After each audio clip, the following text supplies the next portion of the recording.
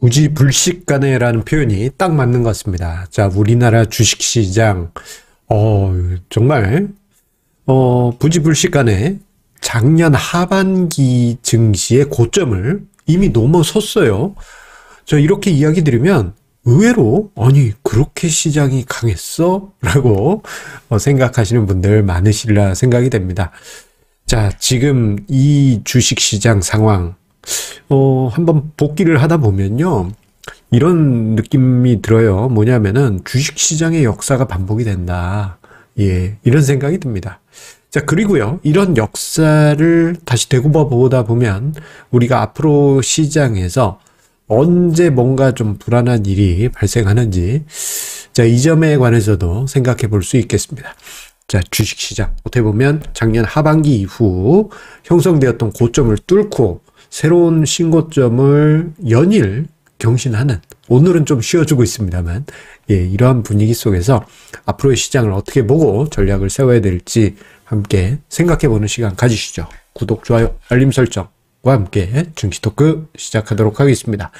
자, 앞서 언급드린 대로 그야말로 부지불식간의 주식시장은 작년 하반기 고점을 넘어섰습니다. 자, 지금 종합주가지수 차트와 코스닥 지수 차트를 함께 표시를 해 놨는데요. 자, 보시는 것처럼, 예, 어떻습니까? 예, 주식시장. 종합주가 지수는 이미 작년 하반기 고점 넘어섰죠. 그리고 코스닥 지수는 이보다도 더 강하게, 예, 넘어서 있는 상황입니다. 자, 생각해 보면요. 자, 우리가 어떻습니까? 지난 작년 가을, 예, 폭락장 있었잖아요. 작년 가을 폭락장만 하더라도 종합주가지수 2100 깨지고, 그리고 코스닥 650 깨져서, 이제 제2의 금융위기가 찾아올 것이다 라는 분위기가, 예, 가득했죠. 하지만 주식시장은 상대적으로 강했고, 예, 견조한 흐름을 이어오다가 쌍바닥, 이제 올해 연초에 이거 N자형 패턴 가는 것 같다라고 이야기 드렸었는데, 예, 그것을 넘어서, 예, 추세는 작년 고점을 넘어섰습니다. 자, 이 과정에서 어떤 일이 있었습니까? 자, 많은 개인 투자자분들이 주식시장은 일어서지 못할 것이다. 지금 뭐 경제 위기도 올 거고, 그리고 그 유명한 루비니 교수, 그리고 영화 빅쇼트의 주인공인 마이클 버리가 지구가 멸망한댔다. 경제가 안 좋을 것이다 라고 이야기를 했다고 하는데, 어떻게 주식시장이 이렇게 올라가냐. 이러다가 또다시 새로운 저점을 뚫고 내려가고 위기가 올 것이다 라는 그런 분위기가 팽배했었죠. 우리가 4월 달엔 조금 약해지긴 했습니다만 지난달까지 비관론만 사람들은 찾아 헤맸습니다. 자, 제2의 금융위기가 올 것이다. 예, 실제 작년 가을에 채권 시장이 불안하게 움직이면서, 예, 주식 시장까지 뒤흔들리지 않았습니까? 심지어는 저축은행에서 금리, 예금 금리가 확 튀기도 하였고요. 저축은행발 PF 위기 이런 이야기도 있었을 정도였어요.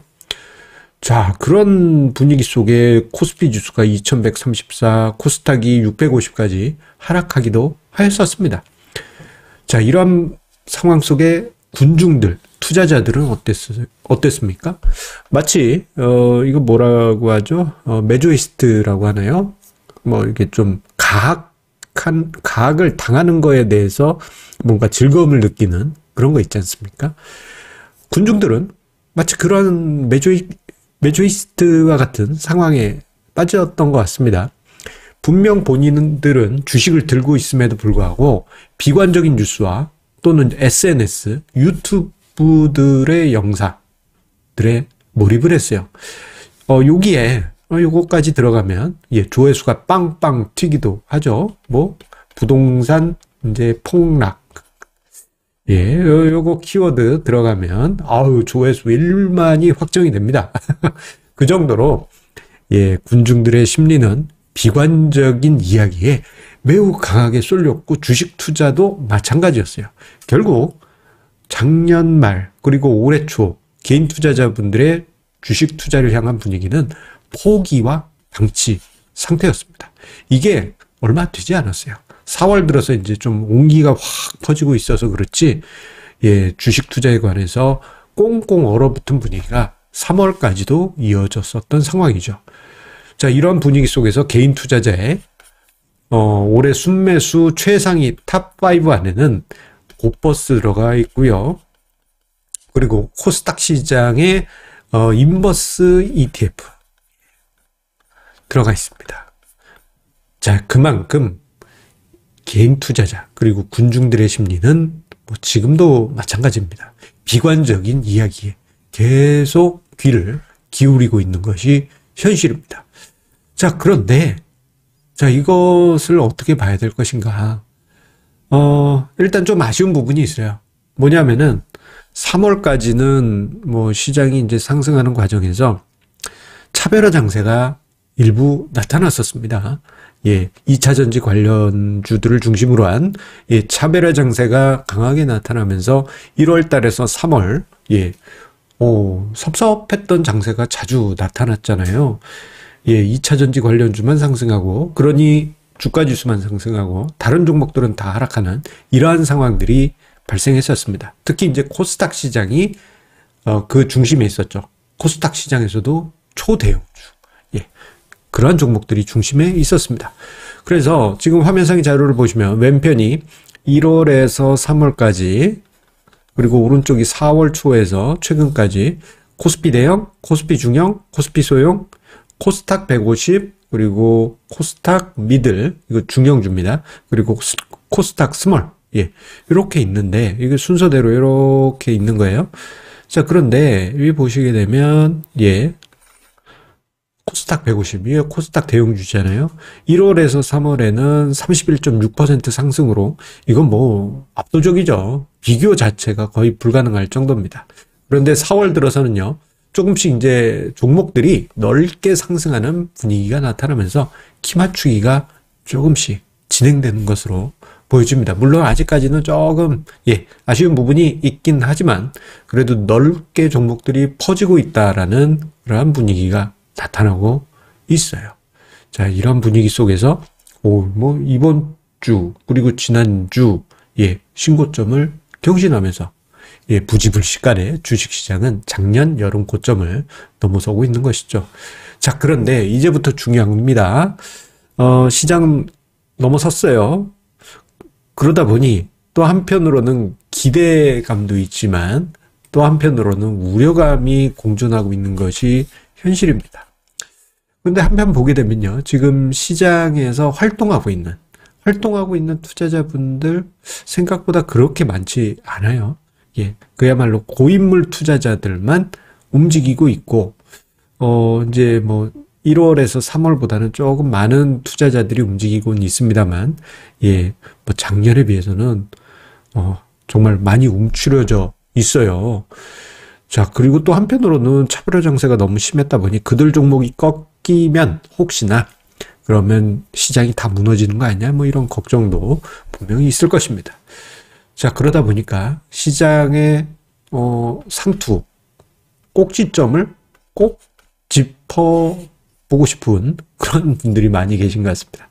그런데 주식시장이라고 하는 것은 어떤 진바닥 그리고 진짜 꼭지점, 이걸 콕 집어서 어떻게 할 수가 없어요. 아무리 뭐 신이라고 하더라도 그거는 정말 거의 불가능할 겁니다. 다만 우리가 과거 역사 속에서 세 가지 교훈을 얻어볼 수가 있습니다. 이게 중요해요. 하나는요, 첫 번째로는 자산 배분 전략이라든가 또는 내가 안전자산이 아예 없는데 조금이라도 좀 안전자산을 확보해볼까, 이런 분들 계시잖아요. 이런 경우는 요즘처럼 상승장이 진행될 때, 요즘 같은 때 할 필요가 있습니다. 자, 우리가요, 주식시장이 하락할 때 안전자산, 나 원래 계획에 요만큼 좀 확보하려고 했어. 그런데 주식시장이 하락한다. 그때 가서 확보할 수 있습니까? 확보 못해요. 그냥 손 놓고 하고 있지. 아무것도 못합니다. 자산 배분 전략. 요즘 공부 많이 해서 개인 투자자 중에 상당수가 하고 있대. 나도 해볼까? 주식시장이 하락할 때 할 수 있어요? 못해요. 요즘 같은 상승장에서 좀 해야지 실천할 수가 있습니다. 그리고 자산 배분 전략을 상승장에서 취하거나 또는 안전자산이 아예 없는 분이 안전자산을 일부 세팅을 하게 되면요. 어떤 효과가 있느냐? 상승장에서 주식시장이란 것이 꼭지점을 꼭 집을 수는 없겠지만 어떤 둥근 이러한 큰 양푼을 뒤집어 놓은 듯한 이러한 그림을 그릴 수가 있잖아요. 이러한 그림에서 어느 영역인지 모르겠지만 여기가 될 수도 있고 여기가 될 수도 있고 여기가 될 수도 있고 어딘지는 알 수 없지만 고공권에서 전략을 세팅하고 혹은 안전자산을 준비해서 만약을 대비를 할 수 있는 것이죠. 요즘 같은 때가 주식을 다 팔어 이건 아니라 하더라도 조금은 준비할 수 있는 되게 심리적으로 좋은 시기다라고 할 수 있겠습니다. 자, 그리고요. 증시 역사 속에서 보게 되는 두 번째 교훈은요. 조금 전에 이야기 드린 것도 증시 역사에서 꼭 나오는 현상입니다. 두 번째는 인터넷 커뮤니티의 분위기를 예의주시하십시오. 여러분들 즐겨보시는 인터넷 커뮤니티들 다양하잖아요. 거기를 보시거나 혹은 포털 사이트의 지역 카페 또는 어떤 동호회 카페 이런 데 한번 보십시오. 보시다 보면요. 주식시장이 정말 안 좋다 그러면 이상하게 시장은 올라가요. 반대로 인터넷 커뮤니티에 주식시장 좋아 나 대박 났어 이런 얘기만 가득 차잖아요. 이상하게 주식시장은 꺾여요. 자, 이런 분위기를 파악할 수가 있습니다. 그런데 지금 현재는 과열 분위기는 아닌 것 같아요. 일부 요즘 뜨겁다는 종목들에서 수익을 본 그런 분들의 글들이 올라오곤 있습니다만 시장 전체적인 분위기로 봤을 땐 아직까지는 분위기가 조용한 것 같습니다. 다만 우리가 어느 시점이 될지 모르지만 여러분들이 보시는 인터넷 커뮤니티 또는 포털 사이트 카페 보셨는데 야 주식시장을 찬양하는 분위기가 있네. 그럴 때는 긴장하고 뭔가 좀 준비를 해야 되겠죠. 자, 그리고 마지막으로요. 요거 지표 참고적으로 활용하시면 좋을 것 같습니다. 이거는 이제 제가 만들어 본 지표인데요. 별거 아닙니다. 예탁금 대비 신용융자 비율이라고 예탁금을 금융투자협회 통계 페이지 가면 매일 업데이트 되지 않습니까? 거기서 볼 수 있는 예탁금을 분모에 두고요. 그 위에 신용융자 금액을 분자해 둡니다. 그러면 이게 비율이 계산이 돼요. 이게 비율이 왜 중요하냐? 이게 이러한 가정이 들어가 있습니다. 뭐냐면 신용융자가 주식시장 안 좋을 때 가끔 악성 매물을 던지잖아요. 그런 일이 벌어졌을 때 예탁금이 커버해 줄 수 있느냐? 그러한 힘이라고 볼 수 있는데 당연한 이야기입니다만 요 비율이 낮을수록 좋은 거고요. 낮을수록 굿. 높으면 안 좋아요.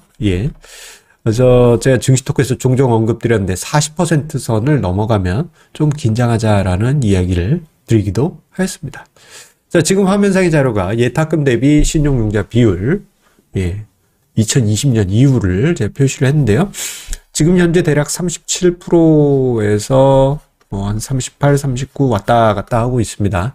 최근에 고객 예탁금이 증가하면서 신용융자 금액이 급증하고 있지만 그런대로 요 비율을 유지하고 있어요. 다만 신용융자 금액이 하루에 1,000억씩 증가하는 경우들도 있다 보니까 조금 아리까리합니다.